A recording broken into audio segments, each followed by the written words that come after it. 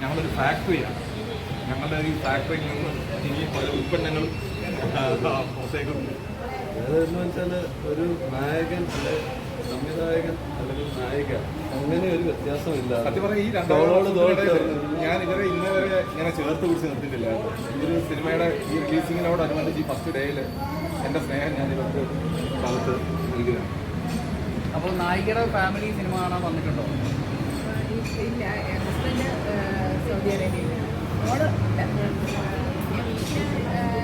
ഇവിടെ ഇല്ല, അവരൊക്കെ പത്തനംതിട്ട ചെങ്ങന്നൂർ ആ ഭാഗം, അവരൊക്കെ അവിടെ കാണാൻ പോകും. അവർ എക്സൈറ്റഡ് ആണോ സിനിമ എന്ന് റിലീസാവുന്നത്? പിന്നെ എക്സൈറ്റഡ് ടെൻഷനൊക്കെ ഉണ്ട് എല്ലാവർക്കും. വീട്ടിലെ ഒരു അംഗം എങ്ങനെ പെർഫോം ചെയ്യുന്നു എന്നുള്ള ഒരു സാധാരണ ക്യൂരിയോസിറ്റി എന്തായാലും ഉണ്ടാവുമല്ലോ. ഇങ്ങനെയുള്ള കാര്യത്തിലേക്ക് വന്നിട്ടില്ല, ആദ്യമായിട്ടാണ് ഞാൻ അഭിനയിക്കുന്നത്. സ്വാഭാവികമായിട്ട് അവർക്കിതൊരു പുതിയ കാര്യമാണ്, ടെൻഷനാണ്. അപ്പോൾ ഈ രമേശ് മകേരം എന്ന് പറയുന്ന സംവിധായകൻ എഴുത്തും നന്നായിട്ട് വരികളും എഴുതി, മ്യൂസിക് നല്ല വരികൾ എഴുതിയിട്ട് പാട്ട് നന്നായി വന്നിട്ടുണ്ട്. അപ്പോൾ ഇനിയിപ്പോൾ സംവിധാനം ചെയ്യുന്ന സിനിമകളിലല്ലാതെ മറ്റുള്ള സിനിമകളിലും താങ്കളുടെ വരികൾ പ്രതീക്ഷിക്കാമോ? തീർച്ചയായിട്ടും പ്രതീക്ഷിക്കാം. അപ്പോൾ ഇതിനോടകം തന്നെ പല സബ്ജക്റ്റുകളും നമ്മളോട് സംസാരിക്കുന്നുണ്ട് പാട്ട് എഴുതാൻ വേണ്ടിയിട്ടുള്ളത്. അതിൽ മാത്രമല്ല, എനിക്കിപ്പം എന്ത് സിനിമയുമായി ബന്ധപ്പെട്ട് എന്ത് ചെയ്യേണ്ടി വന്നാലും അത് ചെയ്യാൻ ഒരുക്കത്തോടെയും താല്പര്യത്തോടും കൂടി. ഇതെൻ്റെ താല്പര്യം ഉള്ള മേഖലയാണ്. ഇതൊരു ജോലിയല്ല, എൻ്റെ പാഷനാണ്. ഈ പാഷന് വേണ്ടിയിട്ട് ഈ സിനിമയ്ക്ക് വേണ്ടിയിട്ട് എത്ര കാലം വേണേലും എന്ത് ത്യാഗം സഹിച്ച് നിൽക്കാൻ തയ്യാറായി തന്നെ ഇറങ്ങി തിരിച്ച ഒരാളാണ്. പാട്ട് എഴുതാനാണെങ്കിൽ പാട്ട്, സിനിമ അഭിനയിക്കാൻ വിളിച്ചു കഴിഞ്ഞാൽ അതിനും ജീവിക്കണമല്ലോ. കാരണം ടെക്നീഷ്യന്മാർക്ക് ഈ പറഞ്ഞ ഒരു സാമ്പത്തിക ഭദ്രത സിനിമയിൽ വളരെ കുറവാണ്. ഇവിടെ എന്താ പറയുക, സിനിമയിൽ അഭിനയിക്കുന്ന ആർട്ടിസ്റ്റുകൾക്ക് മാത്രമാണ് ഇവിടെ ചോദിച്ചു വാങ്ങാൻ പറ്റുന്ന പ്രതിഫലമുള്ളത്. മറ്റൊരാൾ ചോദിച്ചു കഴിഞ്ഞാൽ അത് അവരുടെ അവസരം നഷ്ടപ്പെട്ടു പോകും. അപ്പോൾ അതുകൊണ്ട് എല്ലാ തരത്തിലും സിനിമയിൽ നിലനിൽക്കാൻ തന്നെയാണ് ആഗ്രഹം. അതോടൊപ്പം തന്നെ കൂടെയുള്ള എല്ലാ സുഹൃത്തുക്കളെയും സിനിമയ്ക്കൊപ്പം തന്നെ, ഞാൻ പോകുന്ന ഒരു ട്രെയിനാണെങ്കിൽ ആ ട്രെയിനിൻ്റെ പല ബോഗികളിൽ എൻ്റെ സുഹൃത്തുക്കളും ഉണ്ടാകും. അപ്പോൾ 40കളുടെ പ്രണയത്തിലും നിങ്ങൾ സിനിമ കണ്ടിട്ടുണ്ടെങ്കിൽ അറിയാം, അതിൻ്റെ തുടക്കം തൊട്ടൊടുക്കം വരെയും എവിടെയെങ്കിലുമൊക്കെ ഒരു ട്രെയിനിൻ്റെ ചൂളംവിളിയുണ്ട്. അത് ഞങ്ങളുടെ യാത്രയെ സൂചിപ്പിക്കുന്നതാണ്. അപ്പോൾ അടുത്തൊരു സിനിമ ഇമ്മീഡിയറ്റ് ആയിട്ട് കംപ്ലീറ്റ് ചെയ്തിരിക്കുന്നത്, ഇനിയിപ്പോൾ അടുത്തായിട്ട് ഡയറക്റ്റ് ചെയ്യാൻ പോകുന്ന ഒരു സിനിമയെ പറ്റി എന്തെങ്കിലും ഒന്ന് പറയാം? അടുത്തത് കുറച്ചുകൂടെ ഒരു വലിയ ക്യാൻവാസിൽ ചെയ്യുന്ന സിനിമയാണത്. അത് ആർട്ടിസ്റ്റുകളോടൊക്കെ സംസാരിച്ചു കഴിഞ്ഞു. അത് മിക്കവാറും വിഷുവിന് അനൗൺസ് ചെയ്യപ്പെടാനുള്ള സാധ്യതയിലാണ് നിൽക്കുന്നത്, ദൈവം അനുഗ്രഹിച്ചു കഴിഞ്ഞാൽ. അത് പ്രണയം തന്നെയാണോ? അതിലും പ്രണയമുണ്ട്. ഞാൻ ഇപ്പം ഇതുവരെ ചെയ്തു വെച്ചിരിക്കുന്ന സബ്ജക്റ്റുകളിലൊക്കെ പ്രണയം ഇതുവഴിയെങ്കിലുമൊക്കെ കടന്നു പോകുന്നുണ്ട്. അത് എത്ര വയസ്സുകാരുടെ പ്രണയമായിരിക്കും? അത് എല്ലാത്തരം വയസ്സുകാരുടെയും പ്രണയമായിട്ട് കൊണ്ടുവന്നെത്തിക്കാൻ പറ്റുന്ന സിനിമയാണ്. അതും പാട്ടുകളും ഇമോഷൻസും എല്ലാം കുറച്ച് ടെസ്റ്റുകളൊക്കെ കൂടുതലുള്ള ഒരു സബ്ജക്റ്റ് ആയിരിക്കും ഇനിയിപ്പോൾ ചെയ്യാൻ പോകും. അതിലും ഇവർക്ക് വേഷം ഉണ്ടാവുമല്ലോ അല്ലേ? തീർച്ചയായിട്ടും ഉണ്ടാവും. ഇവരില്ലാതെ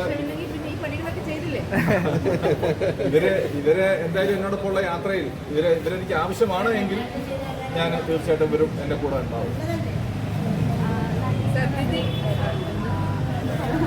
സത്യത്തിൽ ഞാൻ പലപ്പോഴും മറന്നു പോകുമായിരുന്നു. ഞാനൊരു നടിയെന്നൊന്നും ഞാൻ വിചാരിക്കാറില്ല. കാരണം ഈ സിനിമയിലാകുമ്പോൾ അല്ലാത്ത തരത്തിലുള്ള പറഞ്ഞില്ലേ, ഞങ്ങൾ 3 പേരും ചെയ്യാത്തതായിട്ടുള്ള കാര്യങ്ങളൊന്നും ഈ സിനിമയിൽ. ഇതിന് ഒരു പ്രധാന ഭാഗമൊക്കെ ചിത്രീകരിച്ചത് നായികയുടെ വീട്ടിൽ വെച്ച് തന്നെയാണ്. അപ്പോൾ അവിടേക്ക് വരുന്ന ആർട്ടിസ്റ്റുകളൊക്കെ നമ്മൾ തന്നെ ഫുഡും കാര്യങ്ങളൊക്കെ എവിടെ നിന്ന് പുറത്തുനിന്ന് അറേഞ്ച് ചെയ്തും വീട്ടിൽ പ്രിപ്പയർ ചെയ്തൊക്കെ ചെയ്യുന്നുണ്ട്.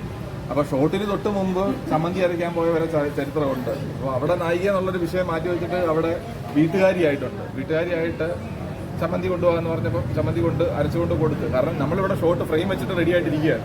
നായിക എവിടെയെന്ന് ചോദിച്ചപ്പോൾ പെട്ടെന്ന് കേൾക്കുന്നത് അടുക്കളയിലാണ് ചമ്മന്തി അരയ്ക്കുകയാണ് എന്ന് പറഞ്ഞു. അപ്പം ചെയ്യാത്ത റോളുകളില്ല, സിനിമയുടെ എല്ലാ ഭാഗങ്ങളിലും ഒപ്പം കൂടെ ഉണ്ടായിരുന്നു എന്നുള്ളതാണ്. പ്രശ്നമില്ല. നമ്മുടെ ഏജ് എന്ന് പറയുന്നത് ഒരു പ്രശ്നമേ അല്ല. പണ്ടേ പറയുന്ന പ്രായം ഒരു പ്രശ്നമേ അല്ല. പ്രണയം അത് നമ്മുടെ ദുഃഖം മറക്കാൻ, ഒരുപാട് ദുഃഖം, അഗാധമായ ദുഃഖത്തിൽ നിന്ന് സാന്ത്വനം, അതാണ് ഏറ്റവും നല്ല വാക്ക്. സാന്ത്വനം അത് തീർച്ചയായിട്ടും അത് തലോടൽ, ഒരു സ്നേഹം, ഒരു നോട്ടം, ഒരു വാക്ക്, എല്ലാ ദുഃഖത്തിൽ നിന്നും മറക്കാനുള്ള നല്ല വാക്കാണ് സാന്ത്വനം. അതാവോളം ഈ 40കളിലെ പ്രണയത്തിലുണ്ടെന്നാണ് എനിക്ക് തോന്നുന്നത്. ഈ പല പരിമിതിയിൽ നിന്നും വളരെ കഷ്ടപ്പെട്ട് എത്തി നിൽക്കുന്ന രമേശ്, അല്ലെങ്കിൽ ആശ, അല്ലെങ്കിൽ ജെറി, അവരുടെ മൂന്നിൻ്റെയും സത്യത്തിന് ഇതൊരു സിനിമയായി തിയേറ്ററിലെത്താൻ അവർ അശ്രാന്ത പരിശ്രമം തന്നെ, ത്യാഗം തന്നെ ചെയ്തു. ഇവിടെ ഞങ്ങളെല്ലാം ഷോർട്ട് മൂവിയാണ് ചെയ്തത്. അന്ന് ഞാൻ പറഞ്ഞു, നല്ല രസമുണ്ട് മോനെ, ഇത് നമുക്കൊരു സിനിമയാക്കിയാലും. ആ നാവ് പൊന്നായി. അപ്പം അത് തിയേറ്ററിൽ വന്ന് കാണുമ്പോഴുള്ള നമുക്ക് ഒരു കലാകാരി എന്ന നിലയ്ക്ക് എനിക്കും സന്തോഷമുണ്ട്. പിന്നെ ഇന്ന് എൻ്റെ വേറൊരു പടവും കൂടെ ഇറങ്ങുന്നുണ്ട്. സുഖമാണോ? സുഖമാണ്. അത് നാളെ കാണാം. അപ്പോൾ എല്ലാവരും ഞങ്ങളെ അനുഗ്രഹിക്കണം, ഞങ്ങളെ നല്ലതായിട്ട് സപ്പോർട്ട് ചെയ്യണം. അത് മാത്രമാണ് പറയുന്നത്. കാരണം എല്ലാം വളരെ ഒത്തിരി സാമ്പത്തികം മുടക്കുന്ന സിനിമ ഉണ്ടാകാം, പരിമിതിയിൽ ഒത്തു നിൽക്കുന്ന സിനിമ ഉണ്ടാകാം. അത് കണ്ട് പ്രേക്ഷകർ സപ്പോർട്ട് ചെയ്യുമ്പോഴാണ് അത് ഓടുന്നത്. നല്ലതാണെങ്കിൽ അവരുടെ മനസ്സിൽ നല്ലതെന്ന് തോന്നുന്നുണ്ട്. ഒരുപാട് കൊമേഴ്ഷ്യൽ സിനിമകൾ, ബിഗ് ബഡ്ജറ്റ് സിനിമകൾ ഒക്കെ ഉണ്ട്. അതിൽ നിന്ന് വ്യത്യസ്തമാണ്. ഓരോ സന്ദർഭങ്ങളിലും നമ്മൾ ഉദ്ദേശിക്കുന്നിടത്തല്ല. നമുക്ക് എല്ലാവരുടെയും സപ്പോർട്ട് ഉണ്ടാകണം. ഇത് ഇപ്പോൾ ഇത്ര ആൾക്കാർ കയറിയെങ്കിൽ മാത്രമേ നമ്മുടെ സിനിമ ഓടത്തുള്ളൂ. അപ്പോൾ ആ പരിമിതിയിൽ നിൽക്കുന്ന ഞങ്ങളുടെ കൊച്ചു സിനിമയെ എല്ലാവരും കണ്ട് സപ്പോർട്ട് ചെയ്യണം. എല്ലാവർക്കും സന്തോഷത്തോടെ, സ്നേഹത്തോടെ നന്ദി. ചേച്ചി, കാണാൻ പോകുന്ന പ്രേക്ഷകരോട് എന്താ പറയാനുള്ളത്? ഏത് ടൈപ്പ് സിനിമയായിരിക്കും എന്ന് പറയാൻ? നിങ്ങൾ ഇത് കണ്ടിട്ട് ഉദ്ദേശശുദ്ധിയോടെ നിങ്ങളുടെ മനസ്സിൻ്റെ അവസ്ഥ തുറന്നു പറയുക, അത്രയേ ഉള്ളൂ. അത് സാധാരണ ഒരു സിനിമയിൽ നിന്ന് വ്യത്യസ്തമാണ്. അത് കാണുക, കണ്ടിട്ട് അഭിപ്രായം പറയണം. ിരുന്നാൽ ശരിയാകും. സങ്കടം തിരമാല പോലെ സുഖ ദുഃഖ സമ്മിശ്രമാണ് നമ്മുടെ. Okay, thank you.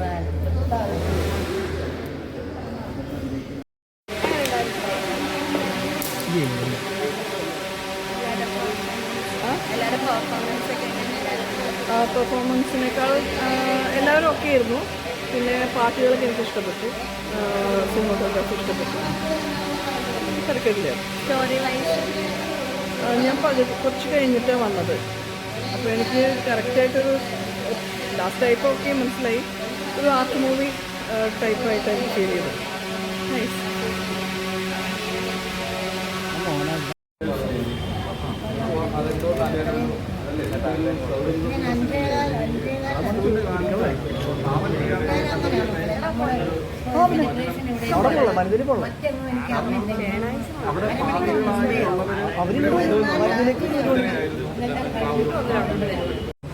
അത് മറ്റേ കോവിഡിൻ്റെ കുറേ സാഹചര്യങ്ങളിൽ ആ സിനിമ ചെയ്യാതെ പോയതാണ്.